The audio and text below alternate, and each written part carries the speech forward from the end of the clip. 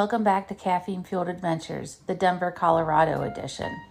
When we landed at the Denver airport, we picked up our Tesla that we were renting, more about that later, and headed to Mountain Pass Sports Bar inside the Gaylord Rockies Resort. It has a 75-foot TV, and it was a Saturday, so we were watching college football, of course. However, that's not where we stayed. We stayed at the True by Hilton, the Denver Airport Tower Road one. It's about 10 minutes from the airport.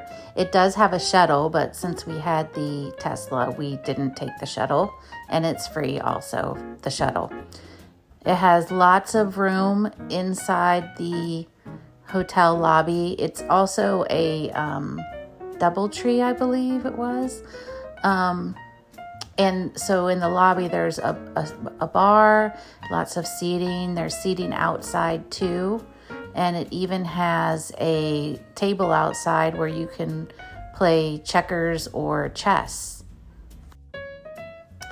There's also an indoor pool and a fitness center. And there's a free breakfast. The bar that I showed you earlier, it's open from 5 to 10 p.m. with happy hour specials from 5 to 6 p.m. There's also a pool table if you didn't notice from that shot. And the gym is pretty well equipped. It also outside has a half basketball court, and there's grills and plenty of outdoor seating outside.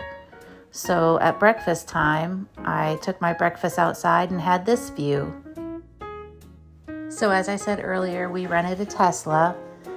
My husband wanted to try one out. At first I was nervous. It's just different enough to make me uncomfortable, especially with the self-driving option.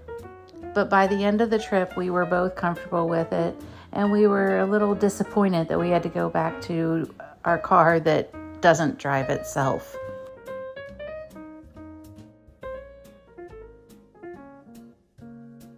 The first day we just explored. We went to Red Rocks and a park called Lair o' the Bear Park. Just the drive there was an adventure in and of itself, with the self-driving and looking at the beautiful mountains.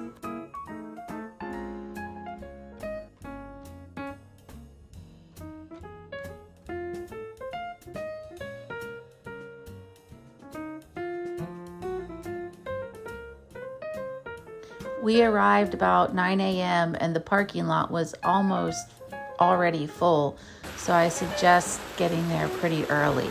That was on a Sunday morning though.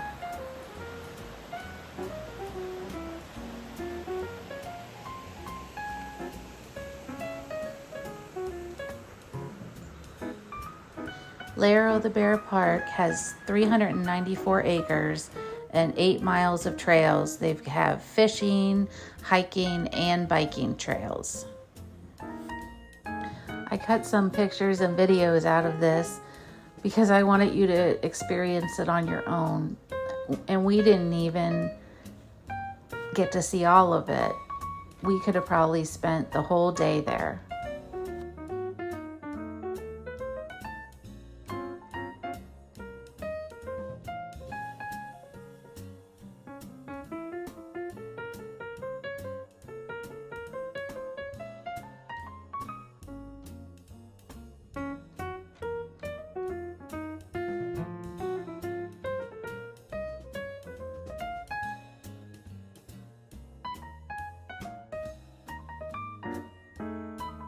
Afterwards, we stopped at Red Rocks Amphitheater. Red Rocks is 738 acres and has a seating capacity of 9,525. It was approved to be built in 1936 by the CCC. The project took 5 years and cost almost $474,000, and that's including materials and labor. The grand opening was on June 15th, 1941. In 2015, it was designated a National Historic Landmark. It has 2.5 miles of seating.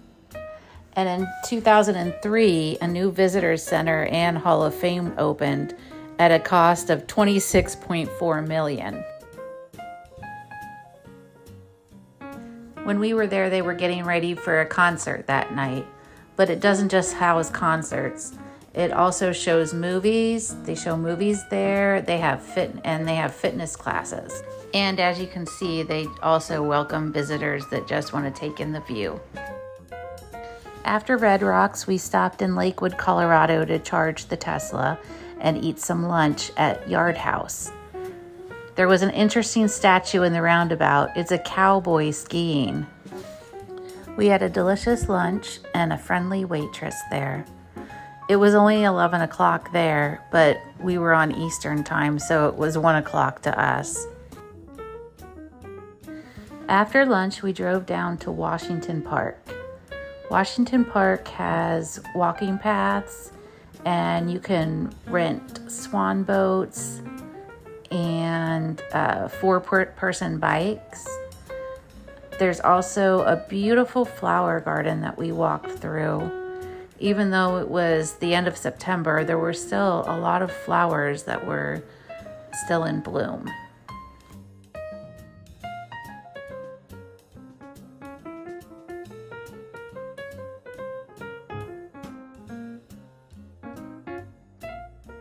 At one end of the park, there's a statue of a wooden shoe boat with Winkin', Blinkin', and Nod in it by Mabel Landrum Torrey. We then headed to Union Station and wandered through there. We got some ice cream, and on our way back to the hotel, drove past the home of the Colorado Rockies. Dinner that night was at Moonlight Diner. It's set up like a real old-fashioned 50s diner. The next morning, we headed to the Museum of Nature and Science in Denver City Park. It's also the home to the Denver Zoo. It was one of those places that, once again, we probably could have spent the whole day.